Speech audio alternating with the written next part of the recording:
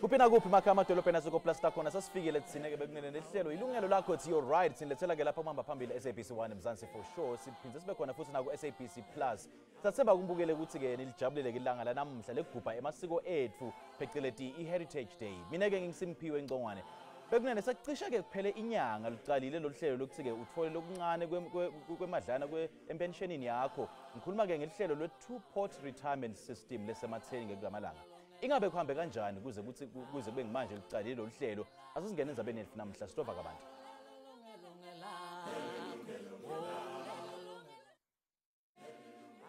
Now on its third week and in full swing, cash-strapped consumers kept pension administrators busy this month as they took advantage of the two-pot retirement system to withdraw a portion from their pension monies.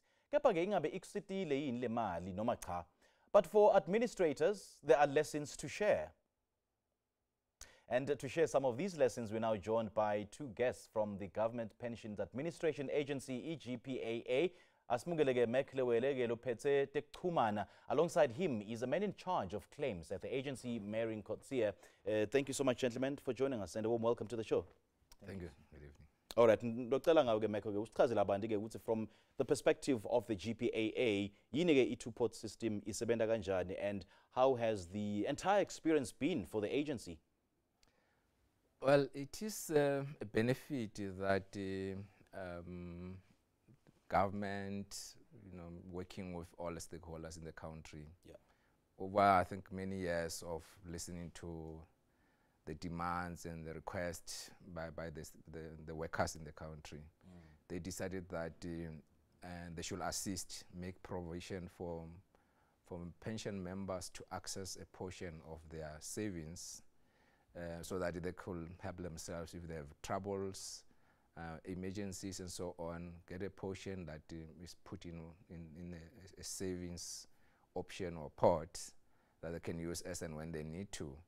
And this my understanding historical was caused by the fact that at times when we are very desperate, we will go to the extent of even leaving the jobs just to fix something that maybe needs 20, 30, 50,000. Or even 10 when you don't have anywhere to go. And the consequences we know, the likelihood of you getting another job are very, very rare for most of us. Yeah. So government, all stakeholders, funds, administrators and so on, of course led by government in terms of lawmaking, decided that to save people those troubles, rather they make this benefit available for them to claim and keep their jobs, continue with their long life plans that they had. Instead of taking drastic actions such as maybe going to Mashonisa or even resigning from your job just so that you can access your pension. But so on the 1st of September, what has been the trend that you've been observing in terms of withdrawals? For us, we are just one of the many funds in the country that we administer, the GPF. It has been at the beginning, I would say, relatively going soft, I would say. Good numbers, of course. We had a lot of people in our offices, and it has nicely, steadily picked up, and the numbers seem to be increasing day by day. We are quite high. We're on about 190, almost 200,000 by this morning. 200,000 members who've withdrawn already? We've claimed. I call it claimed because we have a process before we pay you that we verify and so on. It's possible that I can claim what I don't qualify for, so that's why. So of the 200,000, just as a point of interest, of the 200,000 members that have claimed already, are you at liberty to tell us the entire membership? How many members does the agency have? We are about 1.26. Okay. 1,260,000 active members, those who are working. So you can say about 10%. Okay. 200,000, just less than 10% of our members in the past 20 days or so have lodged claims. Yes. Yes. All right. Mr. Coetzee, let me also bring you into this conversation. From a technical perspective, what have you observed in terms of the withdrawal and just the interest of the two-pot retirement system since it started? Simply, what we did initially, we were very concerned about the risk of fraud during claims. So what we did as the agency of the GPF, we went for a solution called self-service. We have a self-service application on smartphones as well as a web version. And we went for that option to allow for secure access to the system. So if simply we log onto the system, there's a combination of your ID, your cell number, and your email address that we use to authenticate you. Yes. What we further did, the 1.26 million active members that's currently contributing that Mack referred to, we do have a monthly, what we call it, a reconciliation with the employers, where we receive all the information, including the contributions from these active members. So what we did to mitigate the risk of interception of claims and possible fraud, incorrect bank details, is that we sourced the information from the employer itself. So we took the argument of to say the bank account where you receive your monthly salary should be the correct bank account in the event that you claim from your savings pot, and we will pay to that account. Obviously, the processing sequence that we applied is that you log in simply, authenticate yourself, and then in the sequence of claiming, we will indicate to you what's available to you to claim from your savings pot. Yes. And then the member can proceed to select an amount between 2,000 and the maximum to 10% of the vested pot, as we call it. And then, obviously, you need to supply a tax number. The savings pot withdrawal is taxable, as well as another, how can I put it, a control that we put in place where we take the bank account that we populated and we verify your bank account against the bank via our National Treasury interface. Yeah. So that's the steps that we have taken. It's very simple to claim. We do experience some issues that have been communicated to us, people with old cell phones, not up-to-date, upgraded cell phones, old versions of the application itself, and we're managing that by assisting at our branches, as Mack has indicated, our walk-in centers as well, that we can allow a member to, for example, uninstall the old version, install the new version, then register, get the necessary OTP for security, log on, and submit the claim. You know, Mr. Meiring, I can't help notice how you kept on repeatedly mentioning fraud or fraud prevention. So I think for purposes of your members, preventing themselves from being scammed or for being victims of fraud, let's just break down what the possibilities of fraudulent activities are and how members could help prevent themselves. Members use the self-service application. And as I mentioned, the authentication is very important for us. Okay. So we have your credentials, you log on to the app, we use your bank account from the employer. Because normally if there's a bank account change, there's a risk of interception of a bank account, that we do not pay the money to the due member into the correct bank account. So we focused from the beginning. Also, the volumes that we anticipated forced us to move to a self-service application instead of a manual submission of documents, because that would just be a laborious, very administrative, intensive exercise to process these numbers. And as Mack has indicated, we are sitting on 200,000 in the first 3 weeks. So let's say we receive another 200,000 in the next 3 weeks or 2 months, we will sit with at least 400,000 applications to process. Okay. And to not use an automated process for that would not be very clever for us at the end of the day, to make sure that we pay within the necessary SLA at the end of the day. Right, right. So what's the level of interest have you observed in the two-pot system? Are people shying away, or they're just observing the trends, they're just sussing out the system and see whether it's going to work for them or not? Simply what we're picking up, on average, before two-pot was deployed on the self-service application, on average we had about 30,000 hits a day, meaning members and pensioners, it's also pensioners that can access self-service, accessing it for tax certificates, pensioner increase letters, etc. With two-pot, we have picked up that it doubled the interest. So members, the 200,000 obviously submitted already. Yes. So we'd say there's another 200 to 300,000 that's just observing what's going on, trying to consume all the information that the GPF has got available on their website, the brochures, the claiming process, how it will impact on your benefits if you withdraw that savings pot. And I think that's where they are still not hitting that claim button at the end of the day. Now, Mack, let me also bring you in. Do you get a sense that members and people and members in general do know what the intricacies of the two-pot system is, because so many people don't actually understand what this two-pot system, like what are the kinds of questions that you are receiving or you're getting from your members before withdrawal? I think our members, I can talk to our members, I think they understand. We had a very long education campaign long ago, as early as last year. Okay. We had webinars, we have an outreach program where we go to all corners of the country. Just last week we were in the Northwest, you know, the whole week having different platforms where we have face-to-face interaction of our members. Yes. I think they understand, and we also like will indicate, you know, the implication in terms of what it does to your your period of service, and the calculations, demonstrations really of our experts, our actuaries and so on. So people understand, and the claim process in terms of the number that we've seen, I don't think it's an indication or anything. And for me, when I look at the numbers, we read around and seeing other funds, looking at our size, I strongly believe people are taking a calculated decision. Those who are claiming their understanding, as Meiring says, he says there's a high volume of hits on the app, but the claims are not equal to the hits. It means some people read up because of brochures and so on. They read up and understand what they understand and decide to claim or not to claim. So we believe our members understand, and our people are there in the regions, in the office, to assist where people don't understand. Of course, we are not a financial service provider, but we have the responsibility to educate and say, this is what it is, and this is what happens if you claim and so on. If you don't claim, there are some who fear that, should I not claim, what happens when I retire? Is my money going to sit in the savings pot and then I don't access it? And we explain all of those.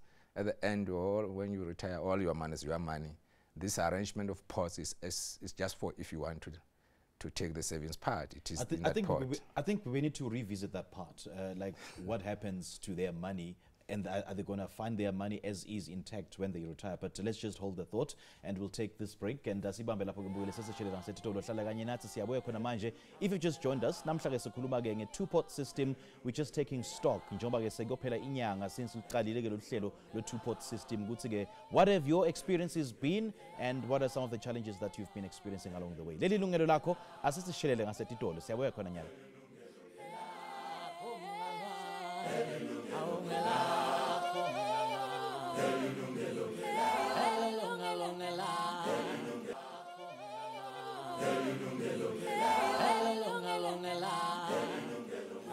Welcome back. Sibambisene ke nebe Government Employees Pension Fund noma ke iGPAA kunkhanyisela ke kulolu hlelo lwe two-pot system. Dincingo tethu setivulile ukuthi nawe ungaba ingcenye yelo hlelo lethu namhla, ungashayela khona manje ku 011-714-0671 noma ke ku 011-714-0672. Sikhona futhi na ku WhatsApp ku 060-844-9857. Ungasithumela futhi na email ku consumer@sabc.co.za noma ke usithole ku Facebook. Namhla ke bekunene sikhuluma nge two-pot retirement system noma ke just taking stock of what the two-pot retirement system is, what your experience has been for those that have withdrawn. But before we get deeper into the conversation, let's take our first caller. Sina Ivan lapha ke Cape Town. Sekumukele ehleleni sawubona. Sawubona. Siphile kunjani baba? Sawubona mhlekazi. Yebo khulu baba. What's on your mind? Khuluma nathi baba. Yes, ukhuluma no Ivan la. I just have a concern. I'm watching your show now. Yeah. Yeah, I'm watching your show now. But my concern is about the people who have phones that the app doesn't load on. I have that problem at the moment. And the other thing is, this system should have been ready for us as I'm a government employee. It should have been ready for us since April. I mean, April we were supposed to claim already. But now there's delays. I just wanted to hear why isn't GEPF ready from the start, although they know that there's a lot of South Africans that's going to come back for claim on this money. So I just want to know why were they not ready since April, because they were delayed in April and it was opened up in September. Shouldn't they have been preparations in between April and September. All right, Ivan, thank you so much for your call, and you raising very valid points there. Our guests are in studio to help you with those questions. Thank you so much. Gentlemen, I'd love the both of you to answer. I'm going to start with you, Meiring. Simpewe, the legislation was effective from the 1st of September 2024. Yeah. So that's why we allowed for the claims to be submitted from the 2nd, the Monday after the Sunday of the 1st. Okay. Ivan's other question around the application that cannot be accessible on the device. What we have picked up on some smartphones is that if the smartphone itself is not up to date with the latest releases, as well as, for example, your iOS or the releases on your iPhones and for your Android phones, you will not be able to access the app. So what I will propose is that the gentleman can uninstall or delete his GPF app if he doesn't have it, if he currently has it, and reinstall it from the App Store or from whatever phone he's using. Okay. And you should be able to access it. So the problem is not the system problem, it could be the mobile app problem. Correct. It can be the that's app. Updated. Correct. Okay. The other option that's available is the web version. That is available, the link is on the GPF website that can be accessible. And we will release this within this week to allow for the people without having smartphones or having access to the app version to claim their savings spot. All right. Mack, your thoughts? Yeah, that's that. Earlier when you asked about the people not understanding, I was about to say my experience has been the difficulty with the app in terms of accessing it or knowing what to do to sort of enroll and so on. Okay. And we know people really do these things with banks, with municipalities. It's just that, unfortunately, on our side, we had an old and a new app, and some people will try and log in using an old app that has been discontinued. But we've been encouraging them that if they struggle, they can either talk to their HR people to assist or even call us, and we understand the queue on our call center. You can imagine how many people we have and so on. But those who also go to our offices, which we don't encourage if you are able to use the app from where you are, but those who go to our offices, we deploy people to go there more than the people who normally work in the offices. Other people from the head office go there to assist in the queues of people enrolling, so that then they can be able to use this thing on their own phone without being saved by an agent. So the understanding is that is the difficulty of interacting with the app, and maybe when you are frustrated by it, you don't immediately at home have someone to assist you. But it's like any other app, the purchases that we make online is really something like that. Okay. But I can concede that if you had an old one, you may not know that, as Meiring said, you need to delete that and re-enroll on the new app. So the long and short of it, for the sake of convenience, you can do everything.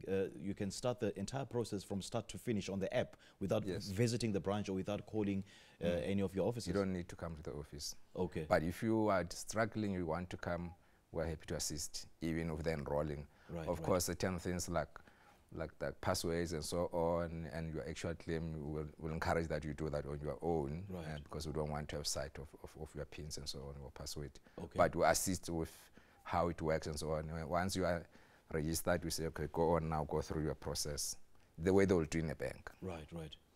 Yeah. Simpewe, just to add as well, the app is zero rated. So the GPF did make the app zero rated, so to assist our members and even our pensioners, not to incur any cost when utilizing the app as well. Okay. So, and what we also, the GPF have a very nice brochure on their website, available, www.gpf.co.za, where they take you, it's 8 simple steps for a new user on the app as well as the existing user. Okay. And just to mention, out of our total client base, we have 1.2 odd million members and about 550,000 pensioners.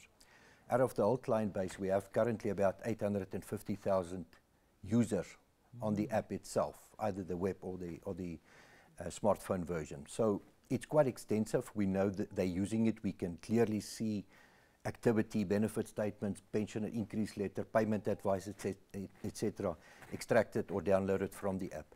So since the system started, what have you observed? And the number of applications, have they been coming through on the app, or has it been walk-ins? For now, simply we only allow you to claim from the app itself for security reasons. So if you walk into the client center or the walk-in center, our regional office or wherever will assist you to register on the app as well as to submit your claim from the savings pot. Okay. So that's the trend, and we will stick to that based on the security reasons I mentioned, as well as the automated processing that we implemented to make sure that we don't have any delays in a manual administration process. Right, right. Now, earlier on, there's an issue that we left hanging, that of, I think as one of the callers asked, if they don't withdraw, what then happens to their money? So the two-pot system, is it withdrawn from a third of the pensions, or is it withdrawn from the 2/3 as per some of the country's pension laws? Simply, if I can answer that one. Currently, you have access, there's 3 pots. So as at 1 September 2024, the GPF calculated your vested pot, and your vested pot is your value as at the 1st of September. Yeah. Then there's 2 pots, the savings pot, where you can withdraw currently money from prior to retirement, and you then have your retirement pot that you cannot access before retirement. So currently, our active members can access their savings pot, and it's 10% of your value, of your vested value, to the maximum of 30,000. Okay. That can be accessed in the savings pot, and that's where the withdrawals are currently coming from. Okay.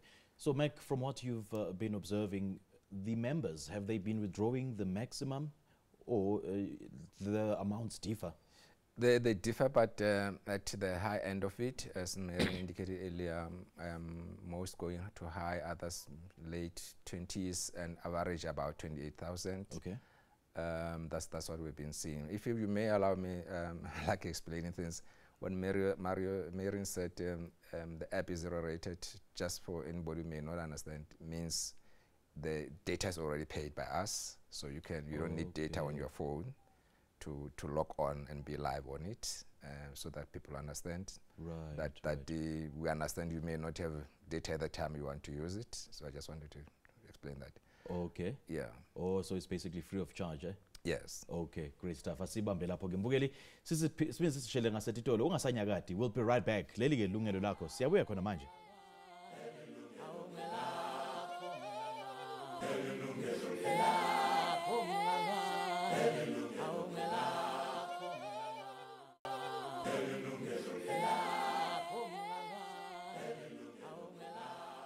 Sikwamukela futhi mbukeli tincingo tethu setivuliwe ukuthi nawe ungaba ingcenye yale nkulumo yethu namhla ungasishayela icingo khona manje la e-studio ku-011-714-0671 noma ke 011-714-0672.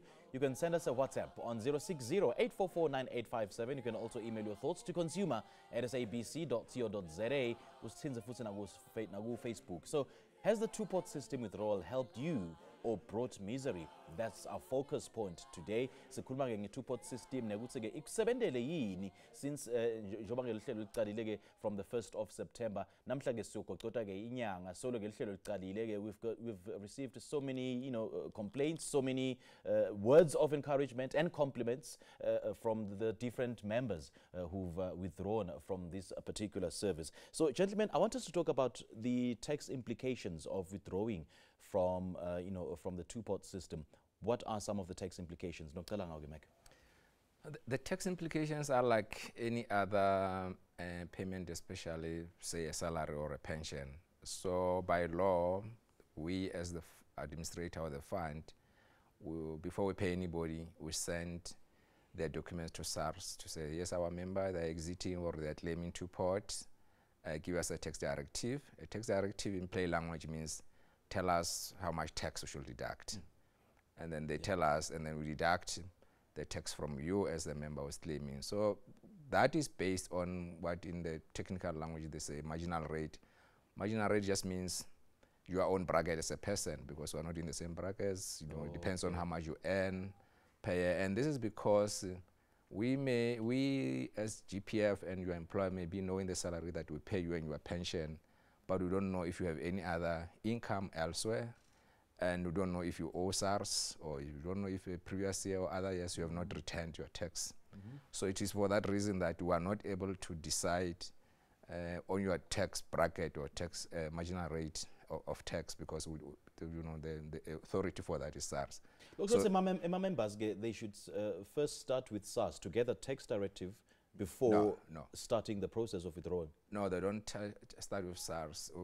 What they may do is to ensure that your tax affairs of SARS are good, because they're going to have an impact on your withdrawal, whether it is two-pot or in any other withdrawal, even if you are normal retirement or resignation, if it comes to that. So if you delay fixing your affairs of SARS, whatever payments that come, say, from us or any other fund, that it has to be a tax instruction by SARS before you are paid. Okay. So them coming back to us and say, this person must come and fix this, and that delays you. So in order to reduce delays, go and check if you owe them, then you fix that. Even if it's sometimes maybe just owe a return. Yes. If they check me, you don't owe them any money, we don't know. But for us, we have to do the directive, and then they tell us how much we should take. We take that, and then we'll pay you the balance. Okay. And that is based on how they assess you, based on your tax bracket, if I can use that language. And I suppose one more important fact that we need to thresh out is the fact that members need to be registered with SARS, first and foremost. And those members not registered with SARS, does that mean that they won't be able to kickstart the process of withdrawing from the two-pot? See, Bewe, in the beginning I mentioned that we source the information from the employer. So any employer will require a tax number on your monthly IRP5 to deduct tax from your salary. Yeah. So we utilize that tax number. You can overwrite your tax number as well on the application when you apply for your two-pot, for your savings pot, that we can get your latest updated tax number as well for our records. See, Bewe, there's on the tax directive itself, SARS can respond with three reasons to us. The first one is the positive one, where tax directive is finalized. That's the status that it's called. And on the claim itself, on the app, we will show to you that the tax directive was finalized.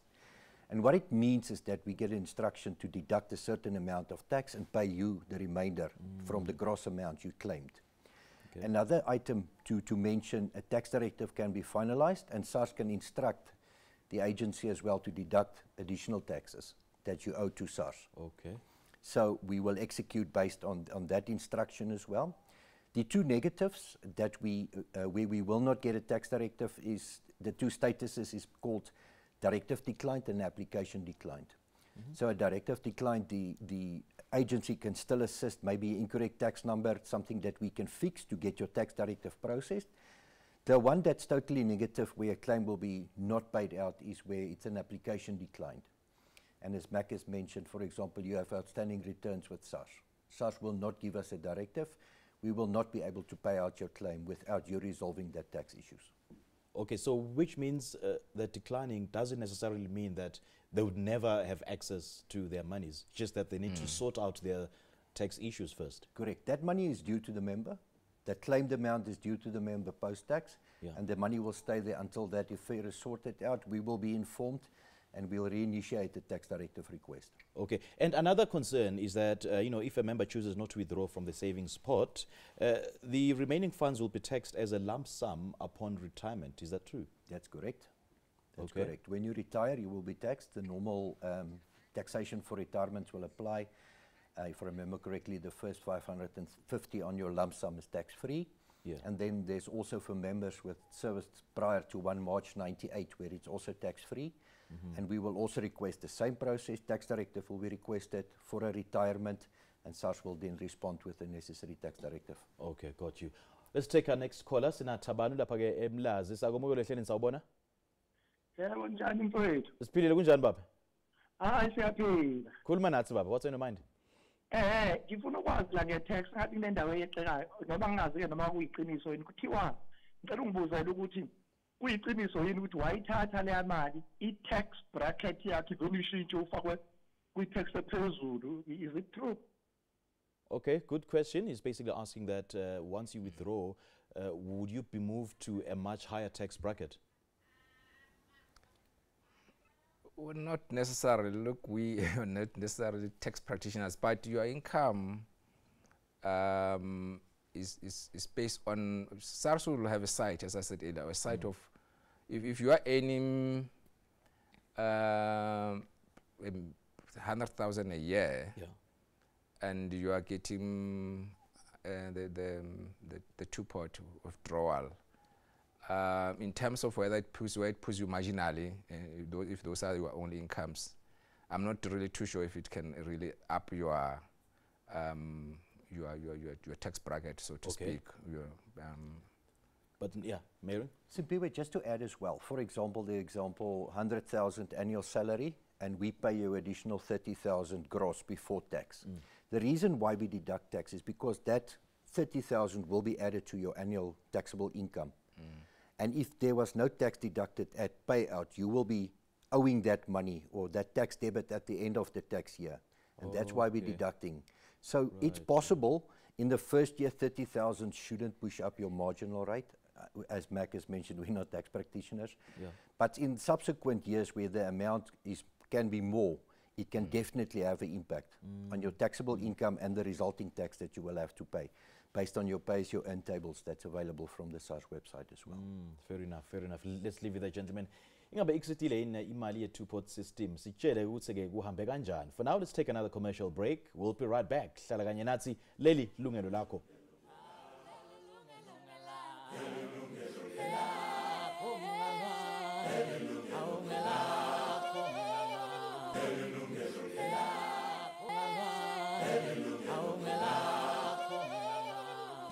We're still taking your calls on your experience and your thoughts about the two-pot system that started on the 1st of September. Mbukele sishayela icingo khona manje la estudio usitshele ukuthi-ke ingabe ihambe njani futhi-ke ucabangani-ke ngehlelo lwepenshini i-two-pot system. You can call our participation lines right now on 011-714-0671 noma-ke 011-714-0672. Ungasithumela futhi na WhatsApp ku 060-844-9857, or you can email your thoughts to consumer@sabc.co.za. Let's take our next caller. Sina Israel ulapha ke Mamelodi. Sakomongela lihleleni sawubona. Hello. Israel from Mamelodi, good afternoon, sir. Yeah, afternoon. What's on your mind? Talk to me. Yes, I want to ask you about somebody who is 62 years old. Can I apply for the two-pot withdrawal? Or someone who is 62 years, someone who is retired already? Not yet. I'm still working, but 62 years old. Okay, all right. Israel, thank you so much for your call, and we'll have our guest to answer that. Can he, if he's 62 years old, can he access the two-pot system? Simply where the rule is, if you were active contributing member that did not exit the fund, you can claim your savings pot. So the age doesn't matter as long as you're still a contributing member? Yes, sir. Okay. That's correct. All right. So let's talk about some of the reasons that could potentially make my application rejected. Simply, as I mentioned, the tax directive obviously is the first one that we already discussed at length. The next one, when we receive your bank account from your employer, that's used for the claiming of the savings pot, we will take that information and verify it via the interface that we have to verify bank accounts. The experience currently is that we're picking up that we do have failed bank verifications based on the fact that it can be a sub-account in a main account. And also the other one that we're picking up, that if members use joint accounts, it will not verify against your own ID number and your information. We will also obviously indicate the rejection to you on the self-service application, on your claim status to indicate it failed, and you can then resolve that via your employer. We will not allow for any update of bank details on the app. It's very risky to allow for that. So it will follow the route via the employer, where the active member can then update the information, the normal process they're currently following. We'll get the information, and then we will be able to process your claim for you. One may wonder, how can a bank verification fail? At times, one of the reasons there's a bank account submitted that is different from what we have is the practice wherein maybe upon my exit, especially retirement, most people, or resignation, and now the two-pot, that I want to put this money into a new account. You open a new account. It's truly your account, but it's not the one that Meiring says. Between us and the employer, we know. Because maybe, I don't want to speculate, people have their own reasons, but the common one, when you hear anecdotes, people will say, well, maybe I have a negative or a deficit in the other account. I don't want, I don't want whoever to debit in that. So I'm putting it in a safe account, so to speak. Okay, got you. It's not a general reason for everybody, but there are some where you find that there's such practice of, upon exit, I change my bank account. It's not a wrong bank account, just that at that time it's not verifiable. And then at the end you'll probably be paid, but then as Meiring says, we are not going to update that on the app because we don't know how true it is and all of that. Then you'll end up getting your money, but it causes unnecessary delays. Yeah. And speaking of those delays, let's talk about some of them. Just in case a member wants to start the process without any glitches. I think we mentioned the address, we mentioned the cell phone number, the tax directive, of course, and the pay. What are some of the, the other factors that could potentially cause delays? So, if the bank verification and tax directive is finalized, you can process your payment. So those are the two main factors? That's the two main factors. The one, by law, we must request a tax directive and for security purposes to verify your bank account to make sure we pay the correct beneficiary. And that's the only two. And that's why we put it on the self-service, to make it easier for you to claim without unnecessary submission of documentation, bank accounts, etc., etc. That can cause delays in the processing. Okay. One member asked me a question that I had no answers to. He says that, say for instance, he decides to withdraw 30,000 Rand and he considers that 30,000 as a loan. Then he gets the 30,000 Rand from somewhere else and then he pays it back to the pension, to the pension fund. Would that give him access, or would he be allowed to withdraw in future as part of the two-pot system? No, there's no withdrawal. There's no provision to deposit back into the savings pot, because it's not a loan. In the past, which is a different thing with us, of the people who used to, especially with the divorce, used to, when the ex-spouse claimed against them, which is almost out of the topic I just want to illustrate though, then that which was paid to the spouse was considered to be a notional loan, which then was debited against that person monthly. And then that there was a provision, if you are able to pay it faster, you could do so. Yeah. But on this, Meiring, I'm not aware of... Simply, we're the only vehicle that's currently available to an active member to get that service back based on the reduction of the savings pot withdrawal is what we call a purchase of service. So if you apply for a purchase of service, you can buy back a period. And if you purchase it after buy back a period? Yes, you can buy back a period. Okay. There's a formula just to allow you. Period. Yes. Oh, okay. So the effect of withdrawing from your savings pot is that you will lose that service in your savings pot. And to get that back, you will have to purchase the service back. And then you can get back to the original state where you were with your service, yes. Okay, okay. I guess that answers that question. The information will be available on the GPF website. Yeah. There is a brochure available on the purchase of service and a detailed one that will follow soon to explain all the detail of the impact of a divorce. That's a huge impact as well on your total benefits prior to two-pot and after two-pot, as well as purchase of service and other conditions where your service are reduced or increased for your benefit payment. Yeah, and just to clear any confusion, should I visit the GEPF website or the GPAA website? For now, the GPF website's got the information on two-pot, very detailed information. So that's definitely the website to access, as we are administering the GPF and the pension, the two-pot payments are out of the GPF as the pension fund. Right, right. Now, Mack, I'm actually glad you touched on the issue of divorce, and which leads to my next question with regards to marriage. Some of those who are married in community of property, would the same laws apply in terms of applying for the two-pot system if a partner to the marriage, wants to have access to their funds? No, it's your, in simple terms, let's say, if you want to call it, is your account, is your money. Yeah. You are the worker that we know. Yeah. So you want to withdraw from the savings pot, you can withdraw. The divorce, really, we don't get into people's issues of divorce or marriage and so on. The only reason we pay someone, an ex-spouse, is when people go to court and they divorce, and then they agree at the court that they want to claim from each other. Okay. They want to claim pension, because it's possible for people to divorce and not claim pension from the other. So those who claim, you don't require the details of the spouse or the spouse to be involved in the process of withdrawing? You mean those who claim two-pot? Yeah, two-pot, and those who are married in common of property. No, that's what I'm saying. It's as good as when you get your salary. We don't know how good you take care of your family, and we actually don't care. It's your money. Right. But when you divorce, there's a court order that you and the ex-spouse agreed that he must claim from you. Mm-hmm. And then when it comes to us, it's an instruction that we must pay the spouse so much, as per your own agreement with that spouse. And as I said, people may divorce and decide that they don't want to claim pension from each other for whatever reason.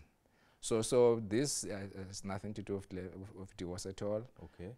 It's as good as I get paid. I can go and blow the money, or I can go and take care of my family. Okay. All right. Let's leave it there for now. Kwanya mbukeli sithatha likhefu lethu lekugcina. Hlala kanye nase ungasanyakadi. Leli Yilungelo Lakho. We'll be right back.